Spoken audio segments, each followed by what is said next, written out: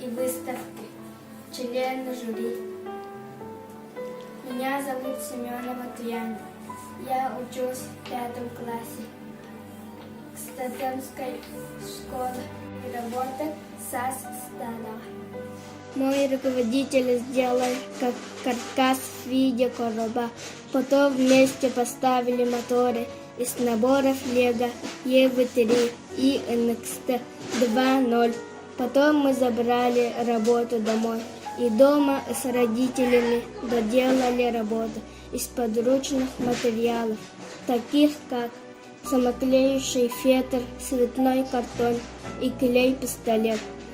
Так как мы живем в Эвенкийском муниципальном районе, тема обусловлена традиционным укладом эвенков.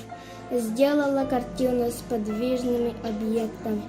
И здесь вы видите поднимающееся солнце, разноцветные подснежники, летящие птицы, гусь и куропатка, вертолет, приземлившийся и уроса, оленеводов, рыба, выпрыгивающая из воды.